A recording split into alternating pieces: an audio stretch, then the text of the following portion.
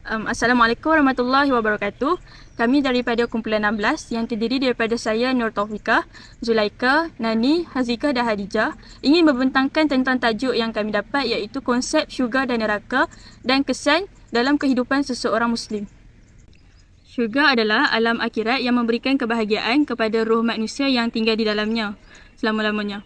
Dan menurut ajaran Islam, penghuni syurga akan hidup dalam keadaan yang bahagia tanpa sebarang penderitaan dan kesulitan. Walau bagaimanapun, syurga bukanlah sesuatu yang mudah untuk dicapai. Oleh itu, sebagai seorang Muslim yang nak mengejar syurga, kita perlulah mendekati segala yang Allah telah perintahkan, melakukan segala ibadah dan membuat kebaikan dan menjauhi segala kemaksiatan. Manakala neraka pula ialah tempat tinggal di akhirat untuk orang kafir dan orang yang dahaka menerima segala siksaan dan kesengsaraan. Menurut ajaran Islam, penghuni neraka tidak akan mampu keluar darinya kerana pintu neraka kukuh dan tertutup rapat memenjarakan mereka. Hanya rahmat Allah Subhanahu Wa Taala saja yang mampu menyelamatkan kita daripada menjadi ahli neraka. Oleh sebab itu, kita perlulah sentiasa melakukan ibadah dan patuh kepada arahannya. Seterusnya adalah konsep syurga. Syurga dari segi bahasa berasal daripada perkataan bahasa Arab, iaitu jannah, yang bermaksud sebuah taman yang terdapat tumbuh-tumbuhan di dalamnya. Manakala dari segi istilah, syurga adalah tempat kediaman di akhirat yang dipenuhi dengan pelbagai kenikmatan dan kebahagiaan yang tidak pernah dilihat, didengar dan dinikmati oleh hamba Allah Subhanahu Wa Taala semasa hidupnya di dunia. Terdapat nama-nama syurga yang dinyatakan di dalam Al-Quran, antaranya adalah syurga Firdaus. Syurga Firdaus merupakan syurga yang berada pada peringkat yang tertinggi. Golongan yang menghuni syurga Firdaus adalah terdiri daripada mereka yang khusyuk di dalam solat, meninggalkan perbuatan sia-sia, menunaikan zakat, menjaga kemaluan, memelihara amanah dan menepati janji. Manakala syurga yang berada pada peringkat kedua adalah syurga Adnan.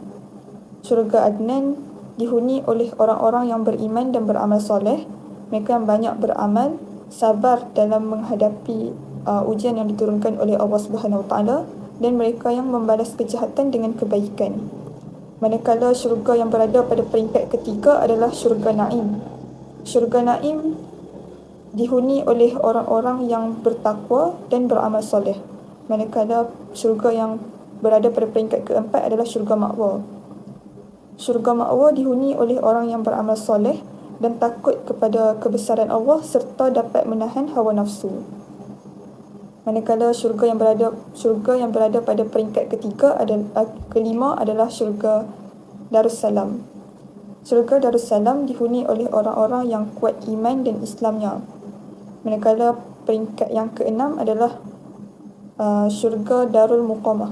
Syurga Darul Muqamah dihuni oleh orang yang kuat akidah Islamnya dan mereka yang mempunyai amal kebaikan melebihi daripada amal buruknya. Manakala peringkat yang ketujuh adalah syurga Maqamul Amin. Syurga Maqamul Amin dihuni oleh orang-orang yang bertakwa. Dan pada peringkat yang ke-8 adalah syurga Khuldi. Syurga Khuldi didiami oleh orang-orang yang taat kepada perintah Allah dan menjauhi segala larangan Allah. Baginda Rasulullah SAW ada menyatakan bahawa sekiranya kita berdoa kepada Allah, mintalah syurga yang tertinggi, iaitu syurga Firdaus. Kemudian kita beralih kepada konsep neraka.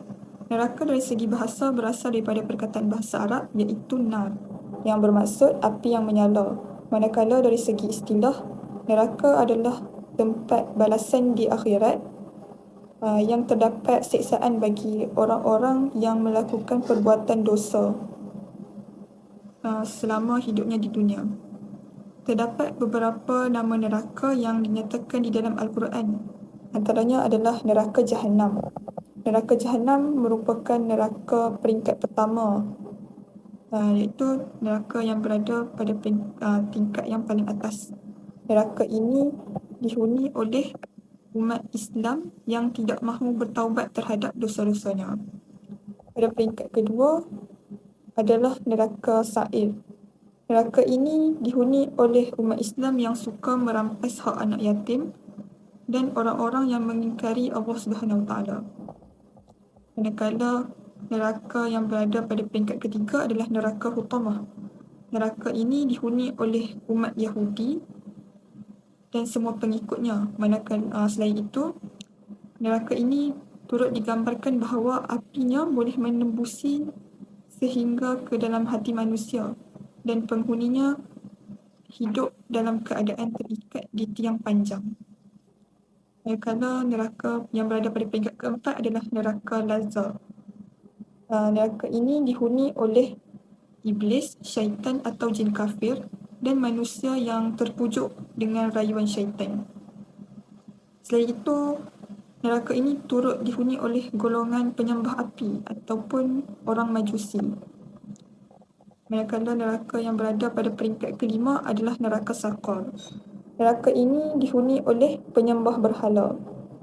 Selain itu, penghuninya terdiri daripada orang yang selama hidupnya tidak mengerjakan solat, tidak peduli dengan orang miskin, berkata-kata kotor dan tidak mempercayai adanya hari akhirat. Seterusnya pada peringkat ke-6 adalah neraka Jahim. Neraka Jahim dihuni oleh orang-orang musyrik yang menyekutukan Allah Subhanahu Wa Taala. Manakala pada peringkat yang ke-7 adalah neraka Hawiyah. Kedudukan neraka ini adalah paling dekat dengan sumber api neraka berwarna hitam. Malahan penghuni neraka ini mendapat siksa yang sangat dahsyat berbanding dengan neraka lain. Penghuni bagi neraka ini adalah orang-orang kafir, orang-orang yang munafik dan keluarga dan pengikut keluarga Fir'aun.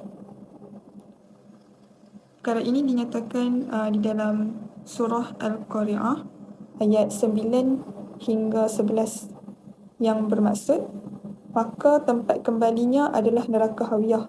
Dan tahukah kamu apakah neraka Hawiyah? Iaitu api yang sangat panas. Seterusnya, perbezaan syurga dan neraka. Syurga dan neraka ini mempunyai perbezaan yang ketara iaitu dari segi tempat, suasana dan keadaan serta bilangan pintu yang mempunyai ganjaran tersendiri. Yang pertama, syurga merupakan tempat untuk diberi ganjaran kepada orang yang beramal soleh serta melakukan kebaikan. Manakala neraka merupakan tempat diazab kepada orang kafir, orang yang melakukan dosa dan sebagainya. Yang kedua, suasana dan keadaan bagi syurga ini, keindahan dan kenikmatannya adalah sesuatu yang belum dilihat oleh mata, belum pernah dengar di telinga dan tidak pernah terlintas pun dalam fikiran manusia. Manakala suasana dan keadaan bagi neraka pula sangat menakutkan atau mengerikan yang tidak terkata. Kedua-dua keadaan ini disebut dalam surah Muhammad ayat 15 iaitu perumpamaan taman syurga yang dijanjikan kepada orang-orang yang bertakwa. Di sana ada sungai-sungai air susu yang tidak berubah rasanya dan sungai-sungai khamar iaitu anggur yang tidak memabukkan, yang lazat rasanya bagi peminumnya dan sungai-sungai madu yang murni. Di dalamnya mereka memperolehi buah-buahan dan keampunan dari Tuhan mereka. Samakah mereka dengan orang yang kekal dalam neraka dan diberi minuman air mendidih sehingga hancur ususnya? Yang ketiga, bilangan pintu bagi syurga ialah 8. Syurga ini mempunyai pintu yang besar dan ada banyak. Kemudian ada pula pintu untuk amalan tertentu. Contohnya, amalan ahli puasa untuk syurga al-lail. Antara nama syurga yang dikenali iaitu syurga Firdaus, Ad, Naim, Ma'wa, Darussalam, Darul Muqamah, Maqamul Amin dan Khuldi.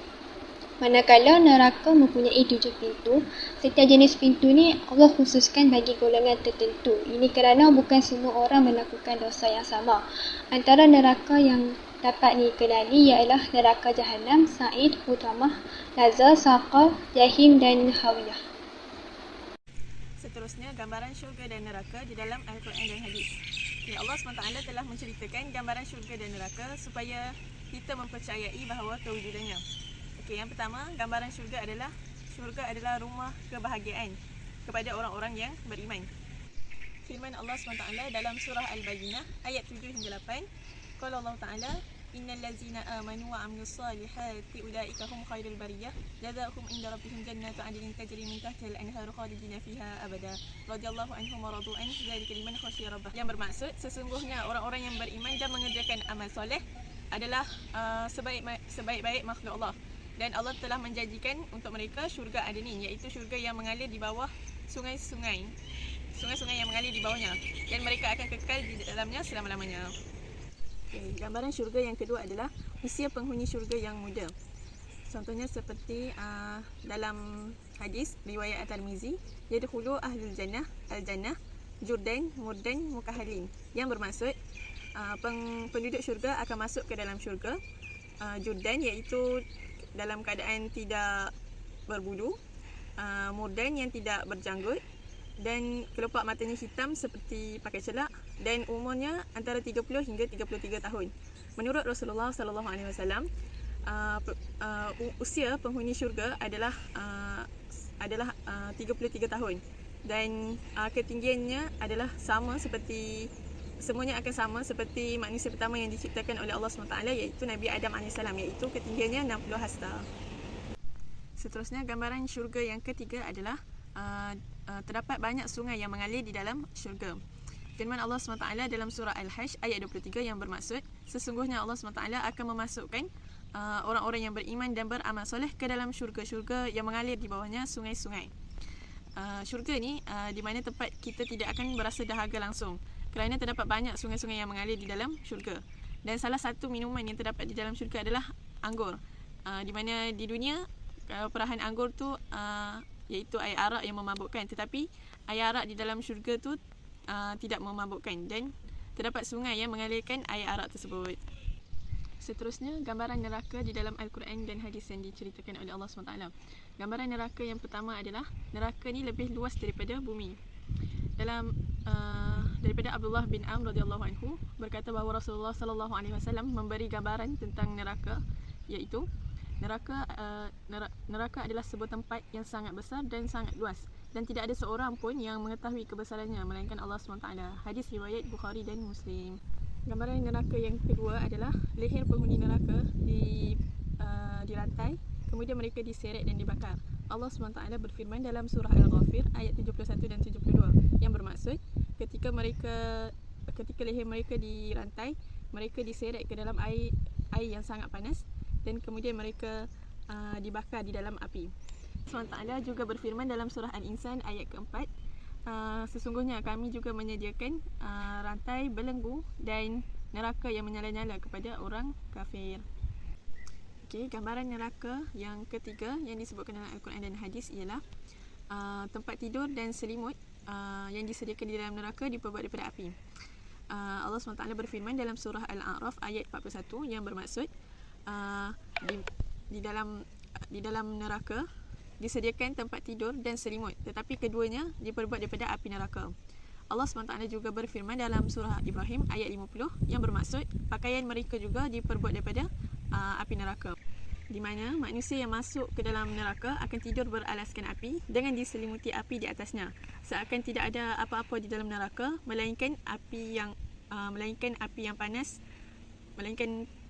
api yang berkorbar di dalam neraka tersebut. Bahkan makanan dan minuman mereka juga mengerikan, iaitu makanan yang diperbuat daripada duri dan minuman dengan air yang sangat panas. Assalamualaikum warahmatullahi wabarakatuh. Nama saya Siti Hadijah binti Tugiman. Seperti yang kita faham, seperti yang kita maklum, setiap agama ni mesti ada konsep syurga dan neraka ni. Okey, kat sini saya nak terangkan kenapa perlu ada syurga dan neraka dalam logik akal. Yang pertama sekali, akhlak dan keadilan. Syurga, pemahaman bahawa tindakan baik akan mendapat balasan yang baik. Neraka, tindakan jahat akan mendapat hukuman yang setimpal. Syurga diciptakan untuk menempatkan mereka yang melakukan perkara yang baik, seperti menderma, tolong orang dan mengikut perintah Tuhan. Dan neraka pula tempat di mana orang yang berbuat jahat, seperti mencuri, merompak, memperkosa, membunuh dan sebagainya. Ini dapat memberikan keadilan kepada orang yang dianiaya, walaupun di dunia mereka terlepas dengan hukuman, tetapi tidak di akhirat kelak. Mereka akan menerima balasan daripada apa yang mereka lakukan, yang baik maupun yang buruk. Yang kedua, penghiburan dan harapan. Bagi yang menghadapi kesulitan atau penderitaan dalam dunia, maka mereka boleh meletakkan harapan bahawa syurga adalah tempat mereka berehat. Walaupun mereka diberikan kesusahan dan ujian dalam dunia, Namun, syurga menjadi tempat mereka berharap dan hiburan supaya mereka sabar dalam mengharungi cabaran tersebut. Di samping itu, mereka akan berasa berlapang dada kerana mereka berpegang bahawa ganjaran menanti di atas kesabaran dalam ujian yang mereka harungi. Yang ketiga, hukuman sebagai amaran. Neraka dianggap sebagai imej simbolik atau metafora untuk penderitaan yang dialami akibat perbuatan keji yang mereka lakukan di atas muka bumi. Oleh itu, sesiapa yang ingin berbuat jahat akan berfikir dulu buruk padanya di akhirat kelak kerana siksaan yang amat dahsyat di dalam neraka. Tambahan pula, ini membuatkan mereka jadi takut untuk berbuat jahat dan melakukan dosa terhadap orang sekeliling. Yang keempat, soalan kewujudan dan tujuan hidup. Terkadang kita akan terfikir kenapa kita diwujudkan, maka menjadikan tempat kediaman syurga sebagai tujuan hidup. Oleh itu, mereka akan mengikuti cara apapun dan untuk mencapai tujuan seperti berbanyakkan ibadah, melakukan amal baik. Kita juga akan berlumba-lumba dan ini juga menjadikan motivasi agar manusia mengikuti perintahnya dan menjauhi larangannya. Okey, kita dah sampai sini. Seandainya Tuhan yang mencipta dunia ini tidak memberitahu mengenai syurga dan neraka, adakah kita terus melakukan kebaikan atau kita leka atas dunia ini? Maka cukuplah dengan apa yang dikabarkan untuk menyedarkan orang-orang yang lalai. Dunia ini hanyalah persinggahan dan bersifat sementara yang tidak menguntungkan untuk sesiapa yang cenderung padanya. Dunia ini jika dibandingkan dengan akhirat seumpama setitis air di hujung jari. Ia tidaklah bernilai dan tidaklah berharga untuk diperjuangkan. Walau bagaimanapun, harta benda, pangkat, kemewahan hanyalah ujian bagi manusia yang sering lalai dengannya.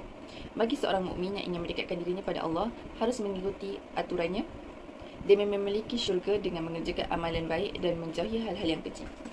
Jalan menuju ke syurga memang penuh dengan ujian. Jadi janganlah berputus asa kerana di hujungnya mempunyai kejaran yang menanti. Akhir sekali, jelaslah bahawa syurga itu tempat tinggal yang kekal dan neraka itu tempat siksaan. Biarpun kedua-dua ini destinasi terakhir manusia di akhirat kelak, namun tiada siapa yang mengimpikan neraka. Maka, jika matlamat kita ingin ke syurga, buatlah cara ingin ke syurga dan bukanlah cara ingin untuk ke neraka. Alhamdulillah, dah selesai tajuk syurga dan neraka kita. Terima kasih kerana meluangkan masa untuk menonton. Sekian, terima kasih. Wabillahi taufiq wal hidayah. Wassalamualaikum warahmatullahi wabarakatuh.